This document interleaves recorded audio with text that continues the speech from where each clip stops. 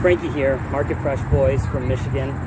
Today, I am honored to have Ernesto Costello, B-Boy Evol, representing Brickheads from Chicago, and today we're just going to talk. We're just going to talk about experiences and perspective on breaking. Ernesto, thanks for joining me today, man. Thanks for having me. I appreciate it. We had the jam yesterday, Capture Your Soul, here in Chicago, Illinois. You were just chilling yesterday. You weren't competing, which was a blessing for all of us. But what did you think of yesterday? Did you have any highlights? I didn't compete yesterday. I was kind of thinking about it. That venue, they put a new floor, so I've been there like twice before and had a hard time getting into rhythm. Okay. So I was like hesitant to get into this battle. I'm really picky and choosy on what battles I get into. I want to make sure I'm prepared. Sometime last month, I had like some type of stiff neck or something. I was kind of sore in my upper shoulders, and I did a little round. I was dancing with my son, and I wasn't really trying to dance. I was a little sore, but he's like, "Yo, Pops, throw down," you know. And so I was like, "All right," I did a little something, and I did footwork. I didn't do nothing crazy, and I had like some stiff like neck symptoms right when I got up. I couldn't like turn, and it kind of lasted like for 2 weeks. I've been there. Yeah, some of the small battles I try to sit back on and try to let the new talent make a mark. I notice a lot of times too, a lot of people are not coming out to the event as like the OGs. I don't want to be like that guy that's like all young kids and I'm like the only OG and just seem like I'm picking on everybody. Right. So I try to gauge the battle and try to see what type of crowd's gonna be there and see like if the battle will really challenge me, and I don't I want other people to really shine. And sometimes when the OGs are not in the battle, a lot of the youth get really comfortable and they go hard, they go a lot harder, it seems like. So yeah, but it was fun. I didn't really have any big highlights what I took from the talent yesterday. Okay. But it was good to watch. I enjoyed myself and I had fun watching the battles. They were pretty hype, and it's just good to see young talent. I wish there was a lot more of them. How did you get into this? Who taught you? Just the origin story here. So my history starts really as a young kid. My father got me into athletics. Okay. Took me to play basketball, taught me how to throw a football and catch at an early age, and so I was always like into that. It was Michael Jordan in the early 90s, so I would watch a lot of basketball. So I was trying to be athletic. I thought I was going to be in the NBA. So luckily I got to breaking because I'm 5'7". So at the age of 14, I actually used to live in Michigan for a little bit, in the countryside, North Muskegon over there. Oh, okay. I went there for a school year with my grandma and decided that I would come to my mom's house for the summer and met my brother's friends. He's like 2 years younger than me, and started going to school over there in this town called Cicero, right near to Chicago. And I started dancing there in 1998, October. Okay. So it's like turning 3 years anniversary. Yeah. I started dancing there. My father used to walk on his hands and jump over stuff. And so at an early age, I tried to walk on my hands like around 7th grade. And so this was 8th grade. Some kid that was in 8th grade with me, but not in my class, was like learning how to break. And I was like, I know how to handstand. That's probably why I'm decent at airflips, because I was already kind of familiar with handstands. Right from the beginning. Yeah. And I didn't have no one to teach me, because he didn't have no one really to teach him. The person who was teaching him didn't know how to do anything either. And there's this little like house party for us 8th graders, and he started breaking. I was like, I started doing handstands, and I think he knew like barely a 6-step and made like a kickoff backspin almost. And so like I would try to kick off backspin and try to do windmills, but I didn't know like once they got off their back how they stayed up, And so like I would flop. And so like the whole school year, I didn't have any advice or anybody to teach me how to break. So I would just try to do handstands, my version of a 6-step. I knew this pose that I would just flop around like a fish trying to do windmills for a whole like 6 months. Because then I taught myself windmills. I would record like hip hop videos on MTV. Okay. That was my source of learning. And I didn't even have slow motion on my VCR. So it was like 2 turntables and a mic, Black Moon. Some dude he was doing this pose right here, and then he went into a windmill and came back into that pose, and I was like, oh, that's a trick. You got to do this pose right here when you go from your back, you come right here, and then you go back down. I was like, oh, so I learned it from this move, and and then I picked it up right away. Yeah, so it was like at that time, so it was like 98 or beginning of 99. I would record MTV and BET. If it sounded like it was going to be some hip hop that would have breaking in it, I would record it. And so at that time, it was like the hip hop anthem was Swing Tech. I think it was like The Boy's Mind with Monica, like Usher, My Way, Pretty Fly for a White Boy. I recorded all these videos and just trying to get an idea of like how to teach myself something by watching. And so like for a whole school year, I just did like handstands and I did like, I don't know what I thought of footwork, and then like this little running man pose. Then I think I learned how to like barely head drill. Okay. After that, I met some dancers in my hometown that were pretty good, pretty freaking good at that time actually. They had a lot of ground power and they were exploring like basic style and stuff like that. They were called Danger Emotion. That was my first crew. Yeah. They still kind of break here and there, but they didn't really last through the times like I did. They turned into like seasonal breakers, where it's like they break hard for like a season and then they fall off hardcore and then they come back. So I was like the only one that didn't really take the like seasonals year round from me. And so they were a lot better than me actually. They just let me, like they just gave me the floor. They just stopped practicing and stuff like that. But if they would have been here to this day, I think they would still be a lot better than me. They were more well-rounded at that time. Right into high school, and then they gave me a nickname, Evol, because I used to have like slick back hair.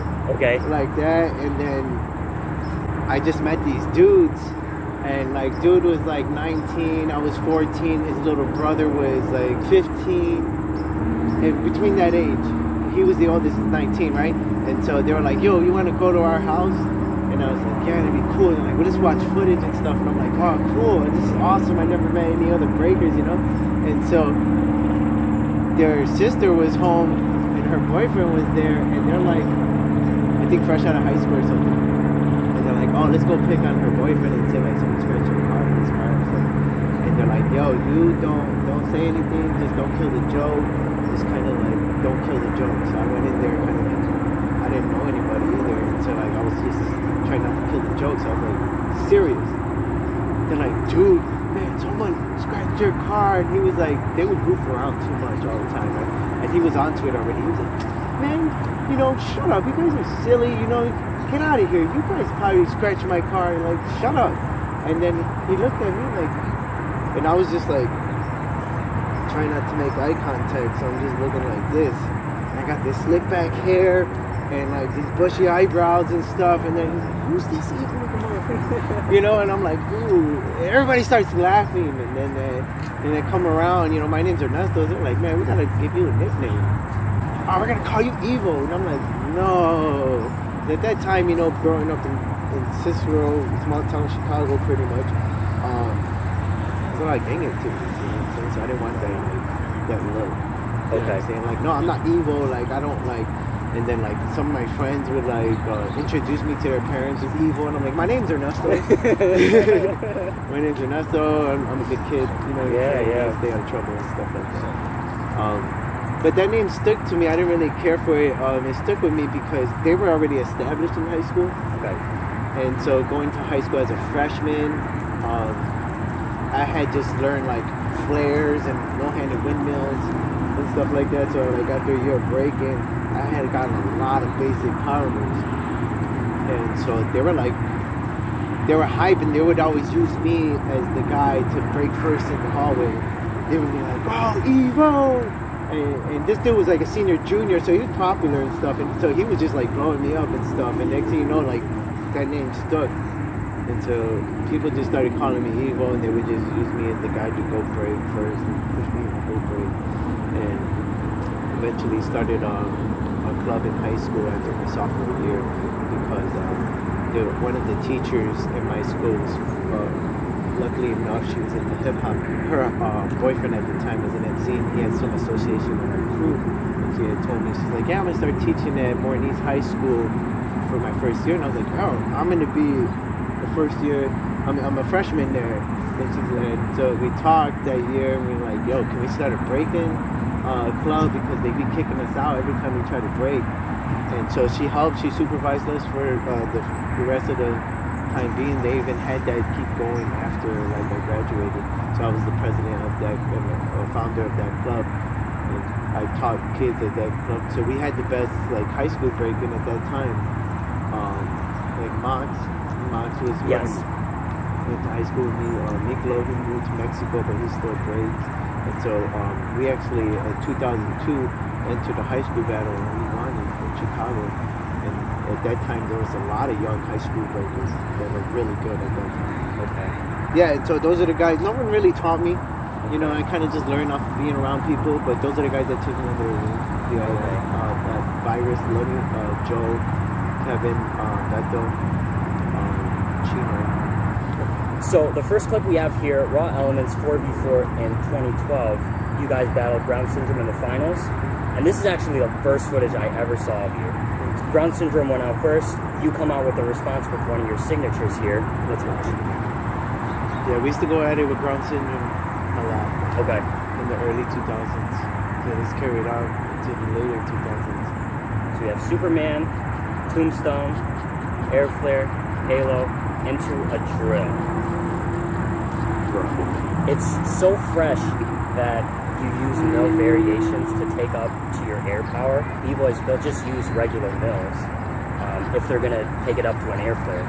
Could you share what is, one, the creative process for when you came up with this, and two, how are you training this to get it to a point where you know, I'm going to go out into a battle and I'm going to execute this?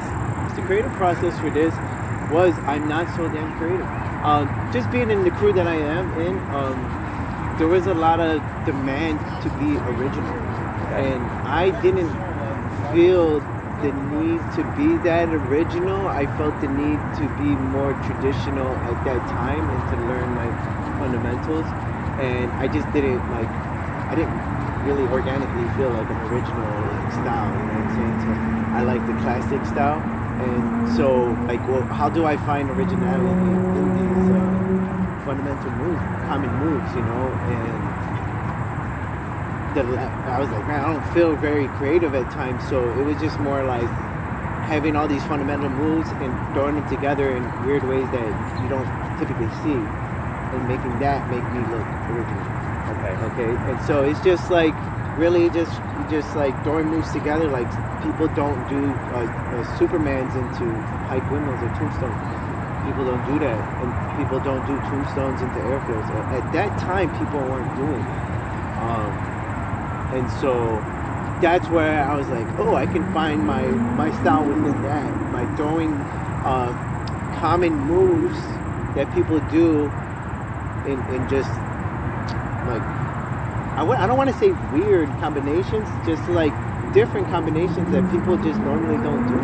People aren't seeing the connection between those two. Yeah, I mean, I'm seeing them more now, but at that time, no. Like a lot of people weren't doing. Like I wanted to do Superman air flare actually, but it's you're going from your chest and then air flare from your back from a windmill. It needs a lot of bounce. There's no bounce in Superman, you know. So I had to learn to figure that out. So it was easier to do a tombstone out of that. I like tombstone up. You know, a lot of people weren't doing tombstone up. They were doing tombstone and staying down. You know, so I was just trying to find a way. So I would do tombstone 90. I would try to do tombstone one-handed up 90 or tombstone flares, and just try to mix it up and see what works and see what's cool and what's easy for me too. Because I didn't really want to be too technical. You know, I wanted to have it be organic.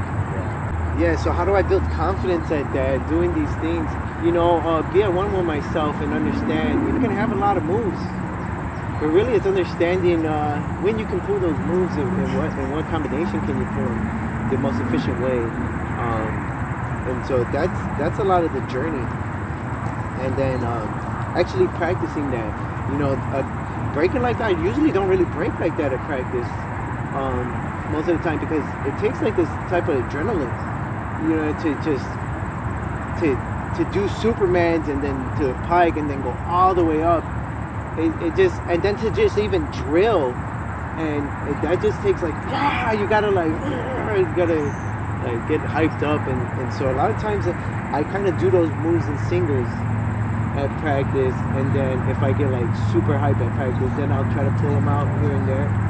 But yeah, it's just a matter of finding out what moves are like riding a bike for you, and you know, you kind of want to do what you're the master of. You don't want to try things in the battle. Right. I mean, sometimes you end up trying to implement new things in battles, and just train as much as possible, but don't like redline your engine all the time and kill your body either. You know? So it's just trying to find a way of understanding your body, being at one with yourself, mental and physical, and understanding. Like I did that move in the first round of the finals because I wanted to make sure I wasn't tired or anything like that. It's gonna be kind of hard to pull that out if it's like the third round in the finals. Right. So I try to save that move for the finals, and then pull it out when I need it, and early in the battle too. Like meaning, like it's understanding, you know, like hey, my stamina's probably not the best when it comes to power moves like that at that caliber, so I need to get that out early while I still have this energy. Okay. Yeah. Maybe I don't want to do the Superman part. Maybe I'm just gonna do Tombstone Airfare Headroom. Sure. So knowing when to dumb it down and stuff. You can go with it because then you'll feel your legs and you're like, okay, well, I'm going to dumb it down today. Sure. We're actually going to go back in time here to IBE 2004. You guys had a showing as a crew for Brickheads. You were there, Waka was there, Shorty was there. Yeah, this was an interesting battle. My first time doing an international battle, definitely. Okay. Yeah, a lot of thoughts on the experience. It was an amazing experience. It was humbling and rewarding. It was a lot. That's what I love about breaking. It's everything. You know? So, where to start? 2004, we go here. Actually, my second international battle because the year before that, the same promoter flew us out to do City for City Europe. Did they reach out to you individually? No. The promoter, his name's Checker from Chicago Tribe. He used to have a jam called City vs. City, and it started in Chicago, and it started to get big, and I guess he met a promoter from Amsterdam, which is Tyrone of IBE. He throws IBE, and they, I guess, collabo and had the City vs. City Europe. And so he had to deal with them. It's like, you're going to do that, you should fly out my team. You know, he's won every City vs. City, which is our Chicago.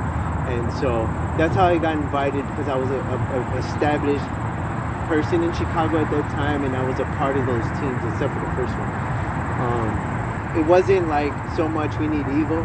It was like, this is the group, and then I happened to be one of the popular ones in that group. So when IDE came around, unfortunately, Waka couldn't go to the.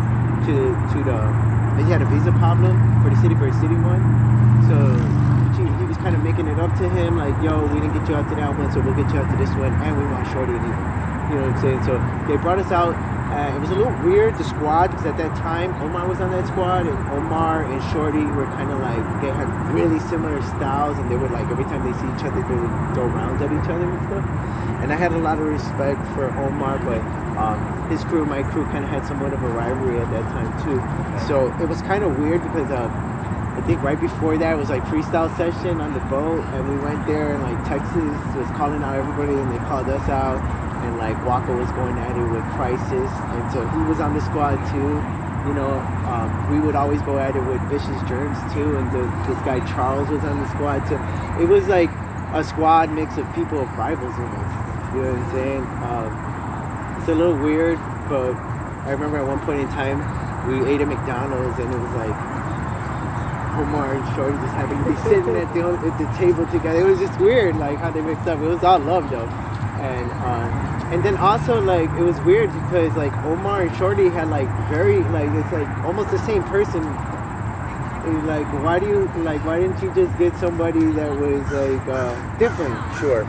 That battle kind of helped me find myself, my identity, you know, because just battling in Chicago or just all over the Midwest and stuff like that.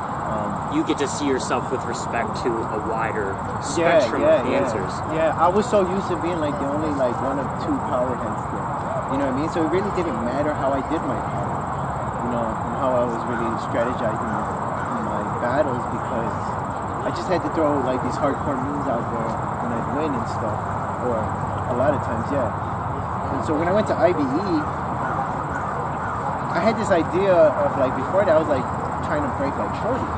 And it was almost like this kind of Korean type of power. It was like flare, air flare 90s, flare, air flare 90s, and air cheers and stuff like that. No up and down, nothing on the floor too much. But it's like, I was caught up in that, you know. So I really didn't understand my identity, who I was, you know, because I didn't add all these little things that I thought were like old school 1997 style, right? All my rhythm variations and all my drum power variations.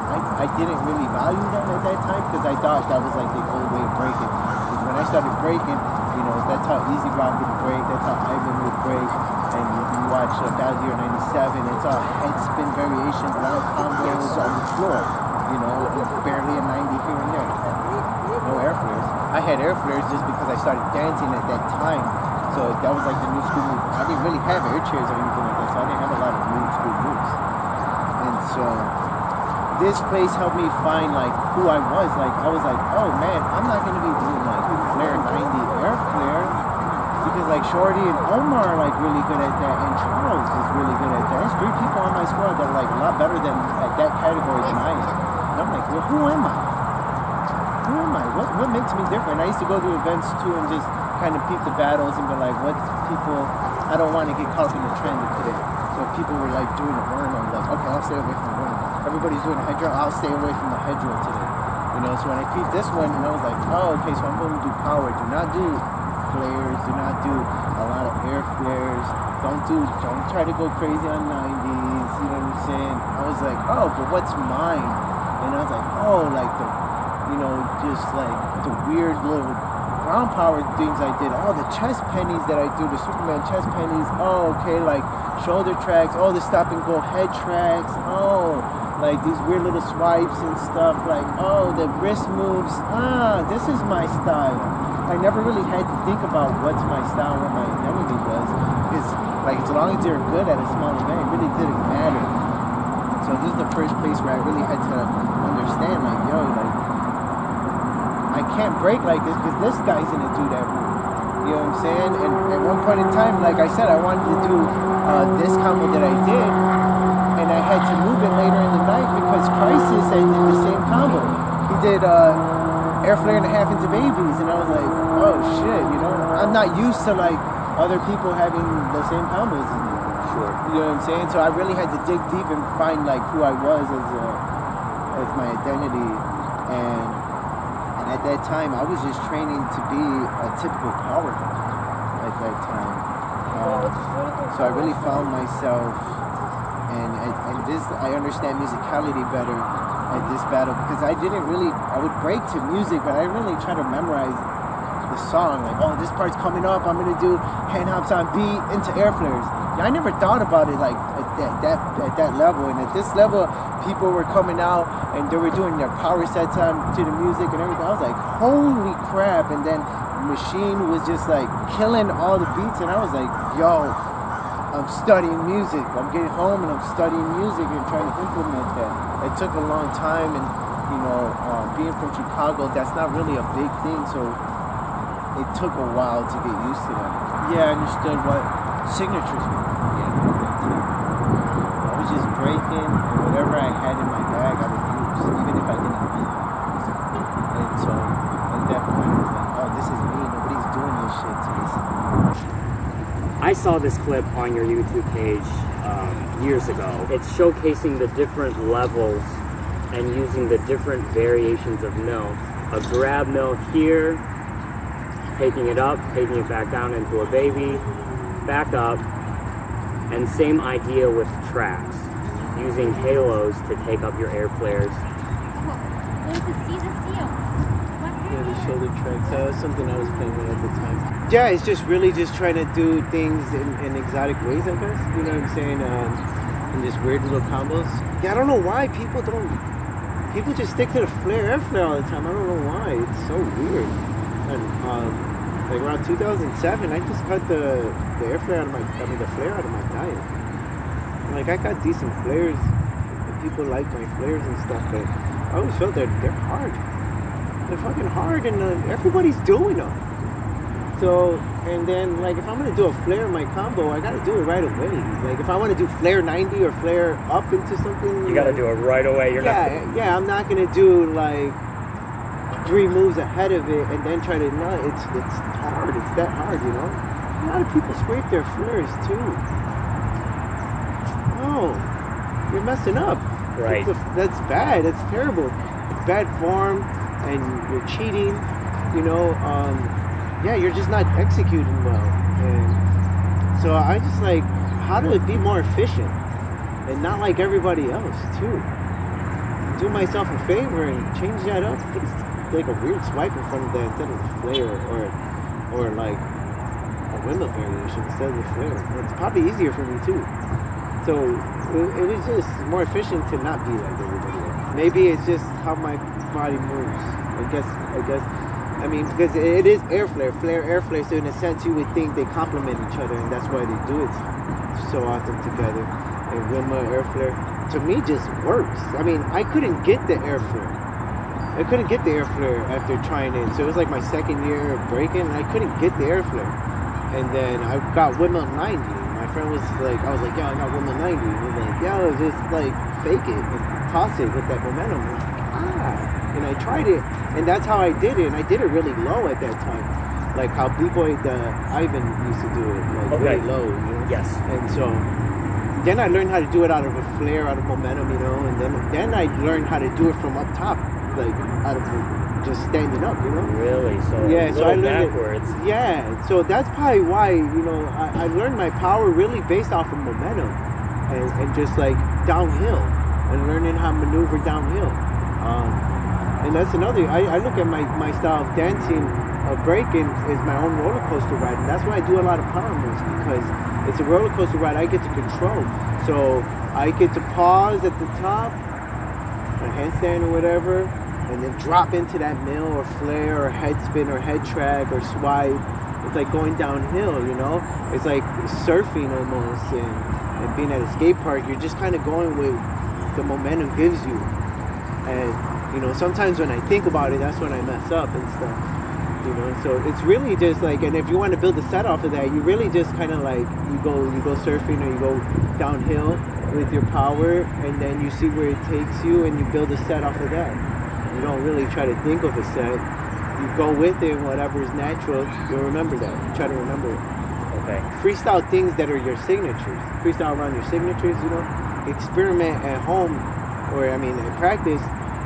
And try not to think so much. And that was a problem for me for a while. Is just try not to think so much, and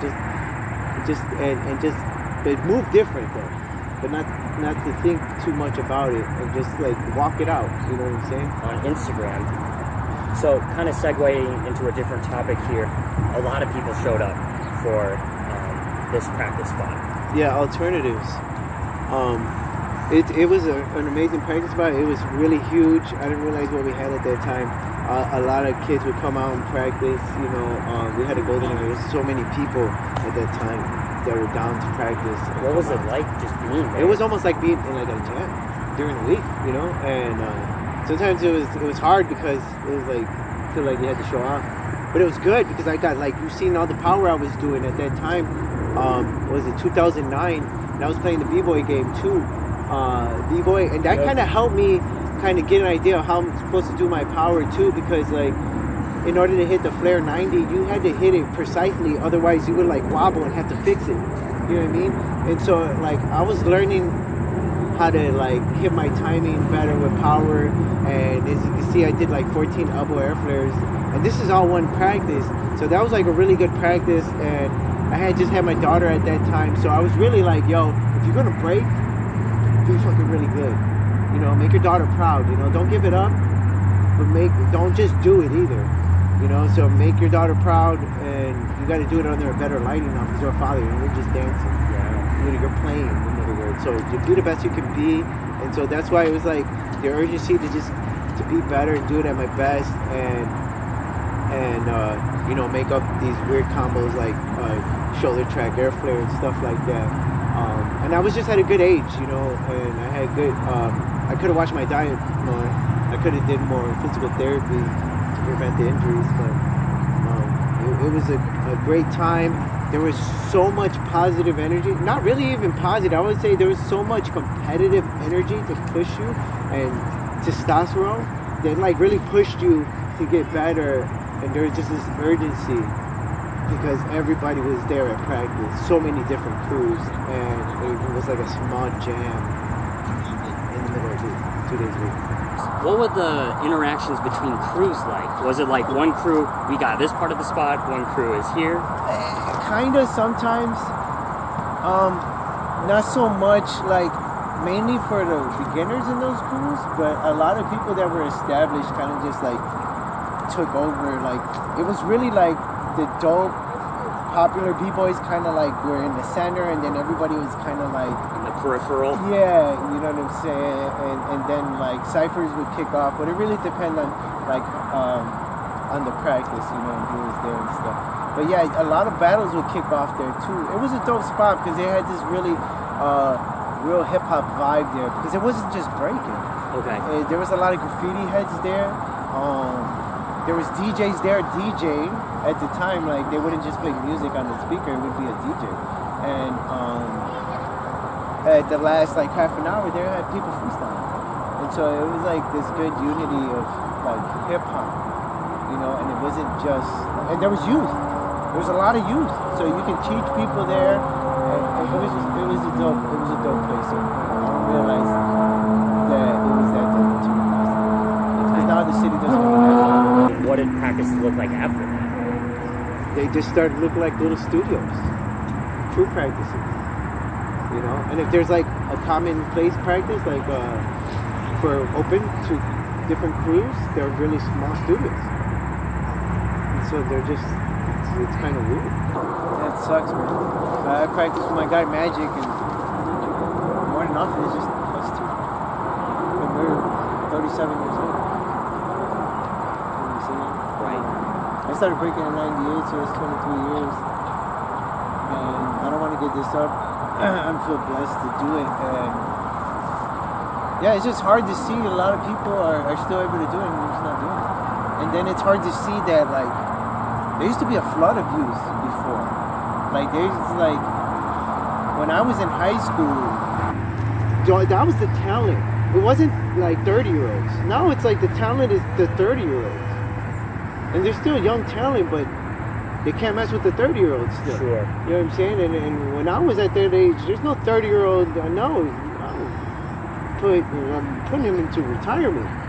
Nobody's going to put me into retirement. And that's kind of sad. You know, as this is my scene, it's a big city, it's Chicago, you know, I like to win battles at this age, you know. There's something weird about that. It's like I shouldn't know. It should be some younger guy like me. The younger version of me should be killing me right now. You know, so it's a very conflicting thought to be able to still win battles in Chicago.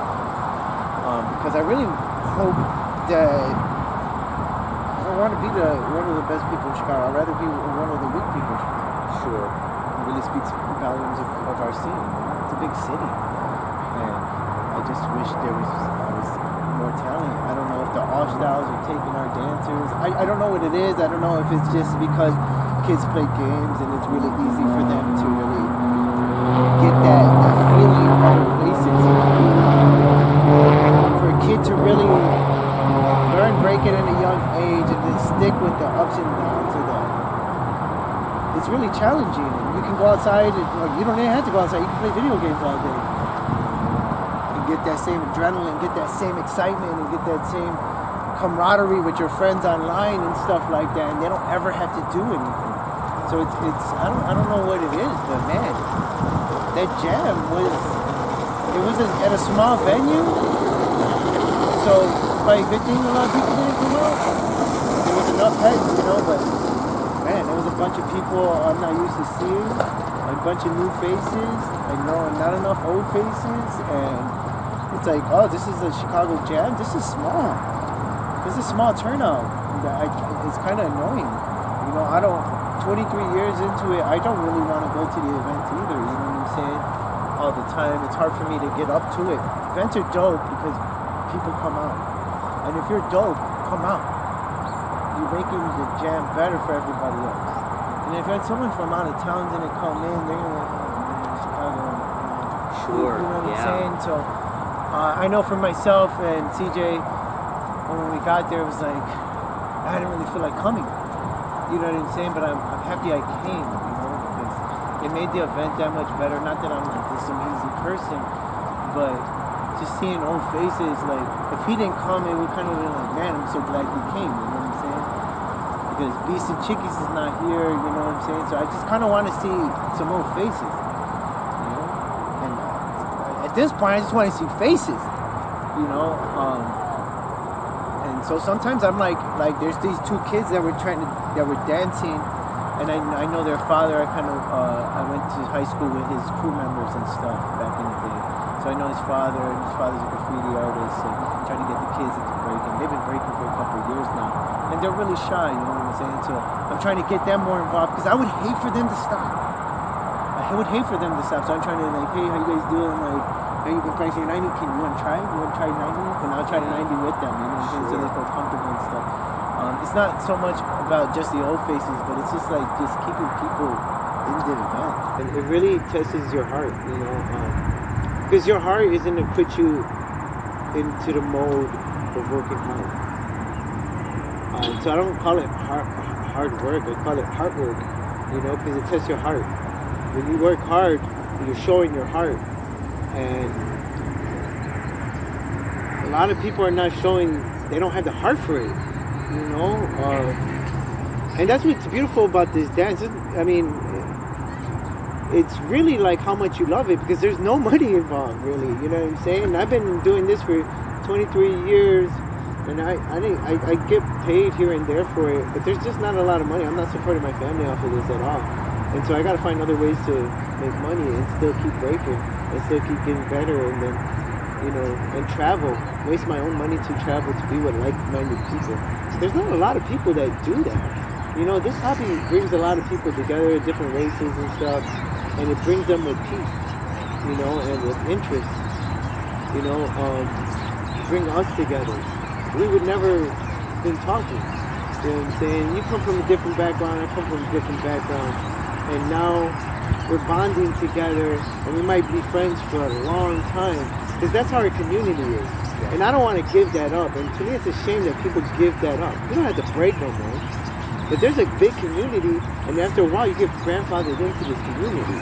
And I'm very, you know, I love this culture, this dance, and I'm very blessed to have scale fraction of that. You know, I feel when I post on Instagram and stuff, I just get a lot of love. And that's a blessing to have this community. You know, the friendships that I made, the connections, they last a lifetime. Yes. And it's sad to see people give that up. By themselves at home or just to isolate themselves to be a regular person. Sure. That's weird. Weird. Why would you give that up? This is like one of the few places that they'll treat you with respect and stuff and with peace and they'll accept you all the time and for the most part if you're, you know, you got your act right, you know what I'm saying? Right. And we kind of police each other too, you know what I'm saying? Can't be fighting, can't be like you holding up shows and not paying people and stuff like that. We'll hold you accountable, you know what I'm saying? So I love this community. It's done a lot of beautiful things for me. This next clip, we're going to talk about BC1. Yeah. This event was in Chicago, back-to-back, 2012, against Miho. My homie. Yeah, that's conflicting because I'm in motion disorders also. Yes. So he's a crewmate of mine. They had to go at it with him in the first round. It was kind of like, wow, man, it's tough. When you compete at these high-level events, does it change your mindset for breaking? Yeah. A lot of battles do for me. just battling. I feel like at every battle, there's something to learn, and I'm getting better at every battle. And then it sucks if I don't battle for a while, because then it's like kind of learning that again, readjusting. Breaking at high level events. I'm so used to breaking at small level and mid level that this strategy doesn't work. You know what I'm saying? So I'm so used in a smaller space. At a small level event, I can like ration my moves and try to keep my dope moves towards the end for the finals. And at the Red Bull BC1, I kind of learned the hard way. So this was the second year I did it. The first year, I kind of learned the hard way, and I tried to break on a budget in the first 2 rounds and save my moves from people I thought were worthy of it. And the judges are like, yo, no, you don't, like at this level, you don't do that. You get everything out. Like every round's your last round. So you leave it all on the floor. So you kind of start, for me, that would be backwards. You start with your dopest stuff and you just kind of work with whatever you got all the way to the end. Or unless you're like a super dope b-boy, you got like 30 super dope ass rounds. You don't have to worry about it. You know what I'm saying? But me, I'm just still trying to find myself in that big level competition. And I know I can compete with these guys, but it's like, okay, so now you gotta stack. I gotta stack my moves and make supersets, right? And so I would over strategize and I would leave out a lot of the finesse and dancing and fundamentals because I was going out for the knockout punch. And so I would over strategize and I would just do a lot of my signatures all in one round almost, and there would be all blow-ups and stuff. So I lost the first round because I was kind of like breaking on the budget and stuff, and then right away. And so in this one against Miho, I was like, yo, I'm like throwing everything. I'm throwing the kitchen sink at this guy. You know what I'm saying? And that kind of worked with me because I got past him. And maybe that was kind of controversial because he was doing more well-rounded stuff, you know, and I was just pretty much doing all power and blow-ups. So it really depends on the judges where they wanted to go with that. I won. I was happy. I was kind of like conflicted with my homie and stuff. I didn't want to win against him. You know what I mean? I want to see him go far too. If anything, I'll see him in the finals. But, you know, it is what it is. You work with that. I'm going to come hard, you know what I'm saying? Come hard too. He could have came harder. So I won that one. And by the next round, it was like, oh shit, what type of moves do I got left? What signatures do I have left? So really, it was just really working with whatever was left in the bag. And, you know, I should have just prepared better and just used more finesse and stop trying to do like all these blow-ups in one round and just really stretch out my blow-ups around the finesse, you know, and just dance more. Even my dancing was kind of weird at this level. I was like really trying to control that and just trying to control your composure. And at this one, there was 3 rounds. Usually it's 2 rounds. And with my style is very explosive and dynamic. It's kind of hard to keep up. That extra yeah, round. that oof, man. And I could put myself out in 1 round. So at that time, I was training. I was in good shape, but man, it was going to be hard to keep up with that intensity throughout the night. I was really asking to be lucky at point. That would have been kind of hard, and so I lost to Villain in the next round. And yeah, he just like really was being more efficient and he was being more well-rounded. He didn't try to play my game either. And I was just freestyling around like some blow-ups that I had. And I skipped up a little bit here and there. It wasn't necessarily what I meant to do. I was kind of improvising. He deserved that round. I was kind of happy with some of the blow-ups that I did, but it was very much a learning experience. Those lights are hot. Yo, those lights that they put on you, they drain you. Like, it's like the energy in there, it's like really, really hot. It's hard to breathe. There's something about these big level events, and there's a lot involved. It's like the lights, being on a big stage rather than being on the floor in a circle with everybody else. You're like on this stage, and it's a little more bouncier. It's not like a regular floor. With the matting? Yeah, it's different. So if your hands are sweaty, it's a little different feel. So you gotta adjust to that. and then just like every round is a heavy hitter. So now you're just upping the ante in there, so you're getting tired faster, you know what I'm saying? So your adrenaline is going faster, so there's a lot involved that it drains you. You get drained a lot faster. And high mental fatigue, emotional fatigue, physical fatigue, the adrenaline dump, you know what I'm saying? So it really is like made for like people that like performing at a really high level. And some people just really have to get used to that. And so even at a small level, I get performance anxiety. You know what I'm saying? At some level. Even if I'm doing a show in front of people that don't know what's going on. I am very hard on myself. I want to do great. I know people look up to me and want me to do well, and so like I don't want to let them down. So I can tend to like overthink things and pressure myself about things, you know. So, but I like to compete in big events too because I like to gauge myself where I'm at with these hardcore b-boys. You know what I'm saying? Right.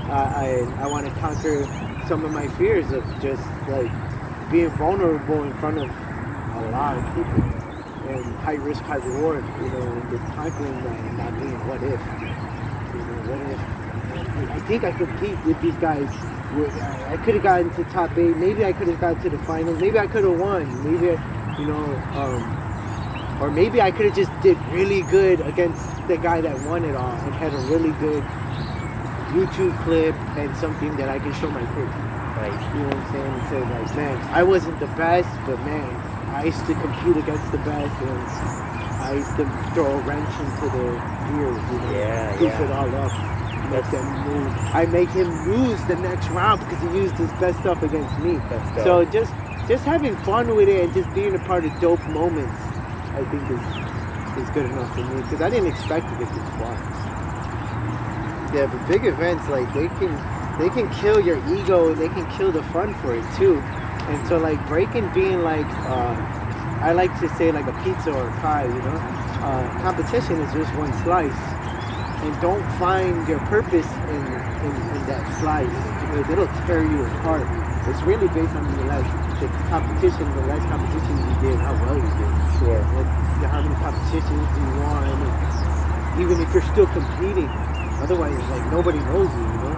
You know, social media, there's doing shows, there's teaching classes, there's just breaking at home just for yourself for fitness, and, you know what I'm saying? So there's so many ways to do it. Why do you stop? Right. Why do you stop? Because at the end of the day, this is keeping you fit. Like, you know what I mean? Like, I really don't like running. I don't like exercising very much. I think I do. I like the idea of it when I get to it. So I just break. You know, it's like the easiest way for me to exercise and it's fun. Okay, the last clip we'll show for today's discussion is one more recent. We're just gonna fast forward to your last round here. So this was this summer. Yes. Yeah, I was battling with Ram. So I'm doing a bunch of air flips. This is my last round, the third round in the finals. Windmill swipe, windmill one-handed up into swipes, into some footwork. So really right there, I'm tired, but I want to show that I still got dynamics. I try to pick like the most efficient way I can do power, and like I had to dumb it down a little bit because originally I wanted to do windmill up, holding my heel, one-handed, and then let gravity fall into the swipe, you know. So I was just a month over here too. So I had like started jogging right before that. I was doing good. I won a battle right before that. I did some shows that same weekend. And that's when they know the mask mandate, and I got corona before July. And so this was like almost a month afterwards. And so like I kind of like chilled for like 3 weeks after the corona. And I had like a week and a half where I was kind of sick, didn't feel like doing anything. I had just come from DC visiting family and I did a battle out there. And I had 1 day of practice after corona. So I lost a lot of my stamina and really was just trying to be smart about how I'm dancing. I got second place in DC over there. I got lucky. I should have won, but like I gassed out because like I didn't really get my legs back after Corona, and so I got second place. I was fortunate enough to get second place. I should have won. I should have did better. So when I came back here, I didn't even practice, and I went to this event. Probably shouldn't have done it because I should practice more. But let me see what I got. I don't want to. I'm 37 years old. Let me take advantage of the time. You know, I battled with Ram because one of the guys in my crew, CJ was judging. And 2 other guys in my crew were battling already. I ended up battling with Ram. We beat the guys in my crew in the semifinals, which maybe they could have won that. That was a close battle. Going at it with Peanut, man, this guy's on fire. This guy's on fire. I'm proud of this kid too. Just watching him grow up and just being as dope as he is right now. And so I was really just trying to use his energy and just be inspired by him right now and just try to be like one up him and stuff. And even though like I know like I probably can't right now, and I got to be smart of how I do it because I can really just crash right now. So I had to be really smart. So I picked that set, and I wanted to hold my heel going up. So at that time, I was like, yo, gotta dumb down your shit. And so I dumbed it down. I didn't go for the heel. I just went one-handed up and let that fall into swipe.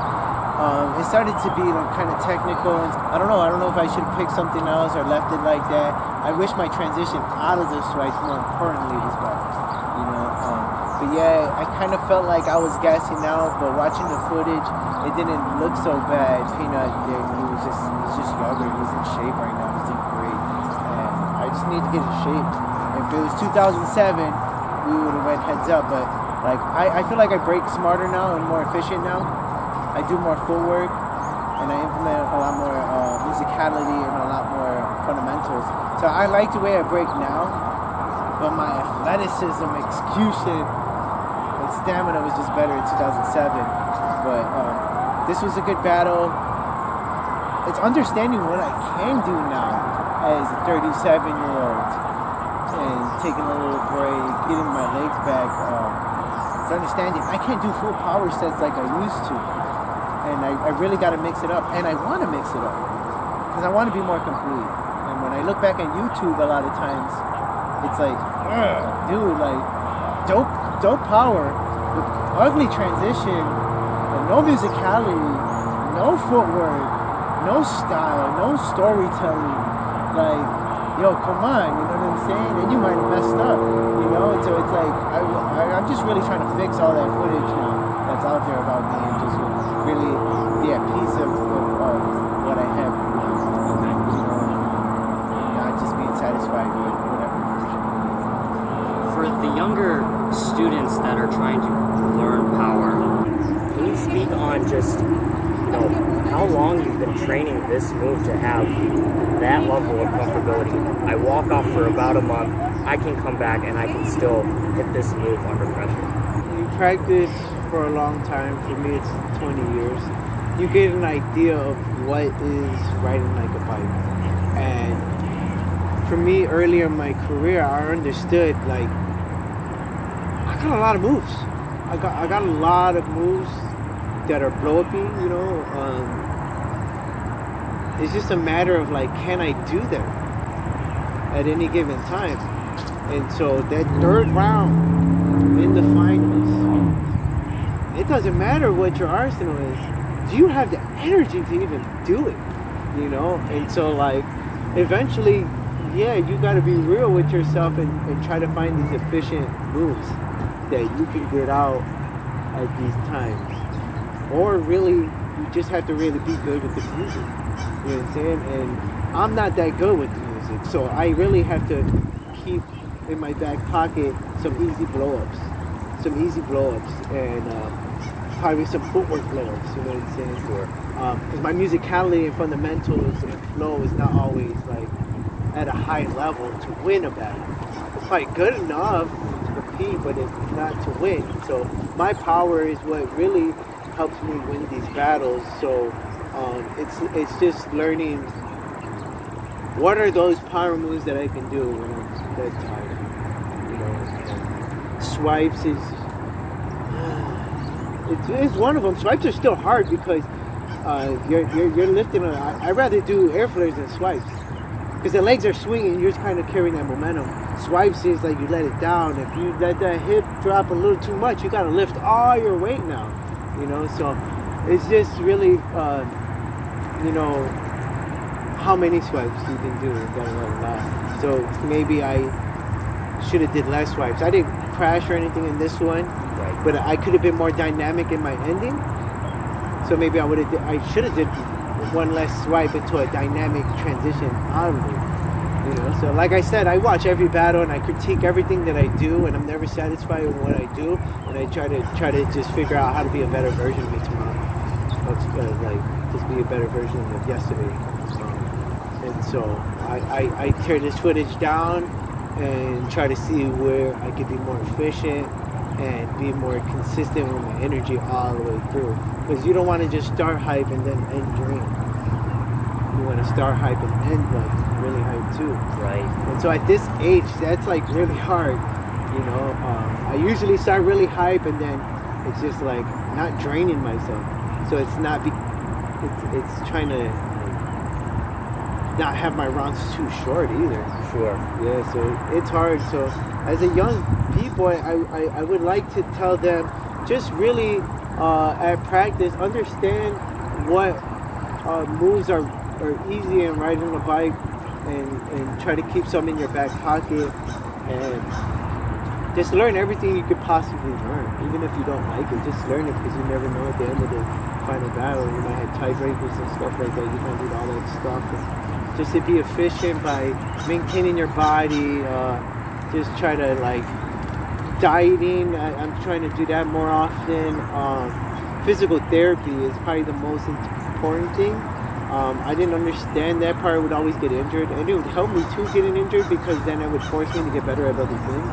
You know, so I would practice air flares, and I would try to be typical air power guy, hopping air flares and one-handed air flares and hopping up air flares, and then like one hand ups and one hand drops and stuff like that. And I would blow my shoulder out, and so it forced me to get better at my ground power, and it forced me to get better at my footwork and musicality and stuff. And next thing you know, I would get water in my knees or my elbows. So really, I had to get better at like other things, you know. So injuries kind of like in disguise are like a blessing too. But if you want to be efficient around your injuries, it's really physical therapy. Right. And we're at a time and age right now where you can YouTube anything. So there's no reason why you're hitting a wall. There should be no reason why you're not healthy and being efficient. Because there's a lot of advice out there. And if you're getting these injuries, it's really just you know, taking the time off, being smart. And even if you're not taking the time off, it's like, oh, I got a wrist injury. All right, well, I'm not going to do flares. I'm not going to do jackhammers. I'm not going to do chairs. I'm not going to do 90s. I'm not going to do like inverts and poses and stuff like that. I'm really just going to practice on finesse and flow and stay off my wrist. You know what I'm saying? Don't completely stop. Maybe this is your time to expand on other things. You know, so the physical therapy part is really helping me a lot. More as an older person, taking time off after my son was born in 2015, being 30 years old, 31. I got kind of like, I was getting lazy, and I wanted to enjoy that, you know. I was dancing since 14, and it was like, always watch what you eat for the most part. You know, I was still had a sloppy diet, but you know, you practice today, don't eat all heavy. You're battling today, don't eat like a slob. Don't drink too much, don't smoke too much weed, don't have too many relationships with girls and stuff like that, because you need your legs and stuff. And you know, it was just got to a point where it's like, yo, I want to eat like a really big burrito right now. You know, I don't worry about practice and stuff. And like practices weren't that fun. Battling wasn't that fun. It was expected to do really good and to get to these high level events that were really stressful at times. You know what I'm saying? And so it was just like, after like 15 years of dancing, it wasn't as motivating and inspiring anymore. And it was really like, man, how much, like, I can't, it's like, how much am I going to be able to compete with these young guys too? So I was kind of hitting the wall and just like unmotivated. around that time, and I think it was happening to a lot of people at that time. And I was like having my son. I was like, maybe I need to stay home with my son more. 2012, I started getting back into sports. It was right into getting into breaking. I stopped playing sports and I stopped watching sports. Hardcore into breaking. Until around 2010, I started getting into sports again. And so I started to like, okay, breaking's dope. I love it. But it was like, man, I want to play basketball. I want to play football. I started playing flag football with my friends every Sunday and stuff like that. So I was really like, man, you know, I want to do all these things. And so I sprained my ankle playing ball in like February or something like that. I went up for a rebound and I sprained my ankle pretty bad. And I didn't do full work for like 3 months. And so I built up a lot of bad habits in that time. And I started breaking like once a week, twice a week, like half-ass practices. I stopped training and stuff. And then I started enjoying like, yo, I want to eat today like a slob. You know what I'm saying? Like, I don't have to worry about practice right now. A lot of times I was going to practice because I didn't want to get burnt by anybody. I wasn't going to practice. I wanted to go to practice. I wanted to go to practice because someone was going to burn me at the battle or somewhere, you know? And I was scared of losing my shit and being whacked and getting called out and shit. And so, like, I was going to practice because of maintenance. I was going to practice because I was hype and I really wanted to practice. And a lot of times I was just like trying to figure out how to get into practice, you know? And it was because I wasn't doing the physical therapy part. So my body didn't really want to do it. And I wasn't really doing the right dieting either. So I wasn't really, and it was like 15 years of dancing, so I wasn't excited like, oh, I'm learning Superman. So it's like, no, I'm not really learning a lot of new shit, you know? And so at that time I was just like, yeah, I'm just gonna sit home. And, you know, when my son was born, I spent a lot of time with him. My girl was pursuing her career. She's like, I want to become a makeup artist. And I was like, all right, do it. I'll stay at home with my son. I don't have to go to practice. I'm 30-something years old, and oh well, you know what I'm saying? Like, yeah, I want to break. I'll try to break at home a little bit. I was still breaking. I just wasn't training, and I wasn't like I would take a couple weeks off here and there. But then after a while, when I did break or when I did play basketball, I started getting these crazy aches and pains. Dude, no, I'm still going to be active time to time. So how am I going to do this? Because now when I am, I feel like I'm going to tear an Achilles now. And I'm like, oh man, there's no reward anymore.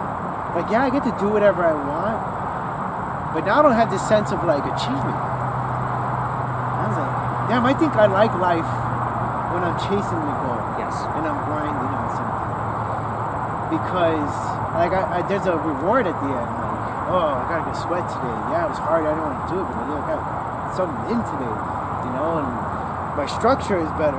My posture, is better. And my Achilles doesn't feel like it's in a tear, you know. So I started watching physical therapy videos, and then I started feeling like I wanted to practice more, and just watching footage and realizing that I'm giving up my spot to someone else. Sure. And I would get still this kind of like anxiety, fight or flight kind of anxiety watching battles of what, if I was me, what would I do? And I would do this. And I was like, no, I gotta battle. I gotta do this. Like, you know what I mean? And so like after a couple of years, like in 2018, I tried to get back into it. It was really hard. The demand to be at home. My son was still, and I didn't have a car. The winter here in Chicago is bogus, so it's like those winter months kind of like hibernated again and shit. But this last like year or two, right before Corona, I was like, nah, man. There's so much love out there right now with just being an old school b-boy and coming around. In the early 2000s, it was like a lot of game face. A lot of people had this like rival face, and so like that was hard sometimes. Like, yeah, I would use that to get better, but like it would bother me sometimes because too, like I didn't know if people really respected me or not. You know what I'm saying? Coming from the brickheads, and we were kind of like the villains at that time because we were just kind of like stubborn guys that just wanted to do blow-ups and stuff. You know what I'm saying? So I didn't really know how many people really respected us or kind of hated on us, or I just didn't understand what type of love there was out there. And still breaking at this time, a lot of people that I kind of felt like didn't like me or didn't give a fuck about me we're just like, I'll see him at freestyle session. Yo, Evil, what's up, man? I haven't seen you in a while. I'm like, oh, dude, you're talking to me? Like, that's cool. Like, oh, I didn't think you liked me. You know what I'm saying? Sure. And so the love right now is amazing, and it just seems like people are more willing to give benefit of the doubt, and they're just kind of like, it feels like when I break, it hits these people in this way of nostalgia. You know, like it's nostalgic for them, and so it's fun to break again because I don't feel the critics so much, and I feel more accepted. It's just, I feel like my time, you know what I'm saying? It's like probably my time more than ever because I feel like smarter than ever. The only thing is like the physical half is wearing down. You know what I'm saying? Like, I just got to keep up with stamina and be really smart. I'll tear an ACL or something, you know? So it's just really, I feel blessed to be able to still move like I can, and I don't want to give that up. You know, there's a lot of people that wish they can do these certain things, and like myself, I wish I could move like a lot of people, and I can't. You know, so whatever I do have, I'm blessed and I'm very lucky, and I don't want to give that up. And I know there's an expiration date on that, and I'm scared. I'm haunted by the last day. It's like, damn, when's the last day I'm gonna do an airplane? The last day I'm gonna be able to do a chest pain, or the last day I'm gonna do something on my wrist. Like, I'm really scared about that. You know what I'm saying? So, I can't imagine. right. So it's like, while I can still airfare and try to do as many as I can, while I can still move like this and still compete, I might as well do as many as I can. And I don't want to be that old guy either that's like, yo, dude, like, let this kid dance. Give it up for the kids, too. Sure. So, like, that's why I don't try to do every battle. I also try to encourage more people to be there and battle. It seems like it's just dying, the culture. So that's another reason I just want to stay a part of this thing. So really what we're describing since 2015 on your break is not only like refining a purpose or where you're, you know, where you fit in the scene, but also this physical therapy part where, you know, having to just take care of your body. Maybe you weren't as cognizant when you were younger. Yeah, just, man, I would get a lot of injuries. Like I said, I used to get water in my knees and in my elbows, and at one point I had water in one elbow and both my knees. Swellbo, the tennis ball. Yeah, and that was 2005, City for City. I didn't even want to do it. Like, I didn't compete at all at that one. So yeah, it was just, there's a lot of conflicting times too because the competition level was really high and the rivalry was everywhere. So it was like, oh, I'm injured and this guy's gunning for me, and it was like, it was real. That type of lifestyle, like, really kind of like, you can strive in it or you can really like tear you down. Sure. And get into a dark place. And I was half and half, you know. I found peace in it, and I found joy in that, and I found me getting myself better in that, and I also felt like my ego was getting affected by it, and it was very humbling. So it was, I think it was a good balance too, you know. And that's why I tell people, don't just find your place in this just by competition, because they'll eat you up alive. And I know a lot of people quit this crazy resentment and breaking. They never done anything for me, and it took me away from my family. And I did all these competitions, spent all my money on this stuff, and everybody's biting my moves. And they didn't even call me to fly me out on this one jam and this and that. I'm straight. I don't want to come around no more. And it's like, dude, I was never meant to do that for you. It's dope to have that, but it's never meant to do that. Why did you do that? I mean, why did you get into breaking? That was on you. Yeah, that's on you, you know, and do it for yourself. Right. Do it at home. You don't ever have to go to practice, you don't have to do shows, or just do shows. Right. Whatever you want, you know what I'm saying? But don't be jaded about it. I started dancing, I didn't know there was battles, I didn't know there was Spaldi here and Red Bull, I didn't know that you can make a lot of money, you can make a lot of money.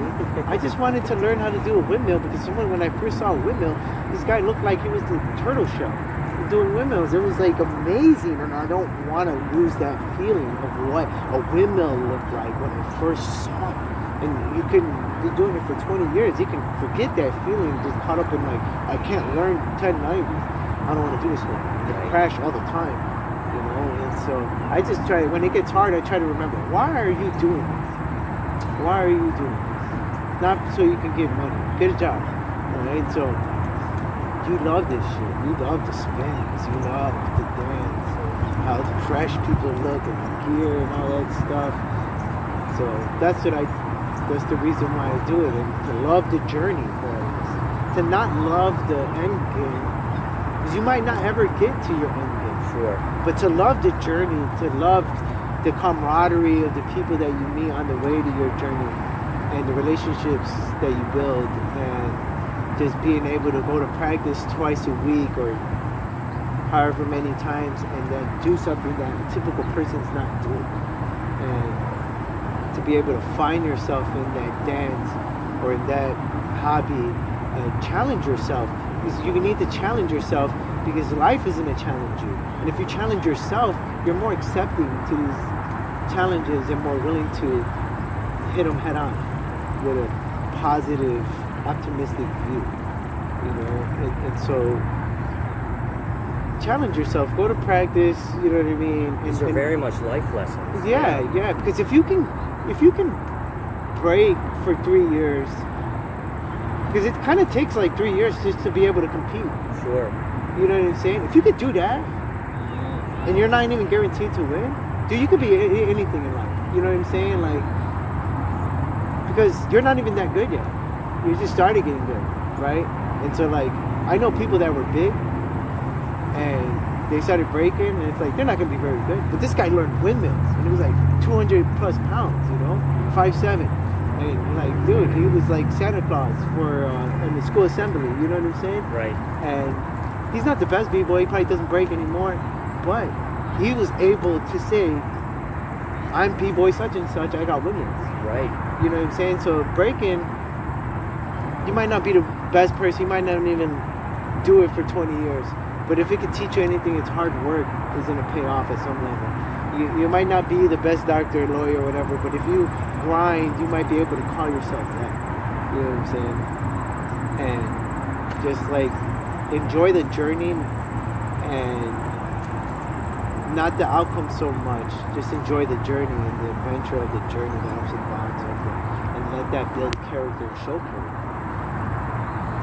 Your hard work. Like, man, you're able to do this for 20 years and grind this out. You know, at any given moment, you're falling. You fall more than you succeed. Right. You lose more battles than you win. Nobody's undefeated. You know what I mean? So it really helps you manage your ego. But have an ego at the same time, have confidence, but also like, hey man, you're not the best, dude. You're gonna get treated today. You know what I'm saying? Maybe not. We're not just talking about training. We're really opening out to the big picture in terms of, you know, your goals are going to be different from person to person. Yeah, a lot of people have a lot of different perspectives of the dance. Yeah. That's what's so cool about the dance too, is like you can come from a lot of different angles and hit it up. Man, honestly, I'm a fan of this culture, and I'm honored. I'm honored that you even want to talk to me. Pick my head, man. Yeah. Because like I said, I was just this young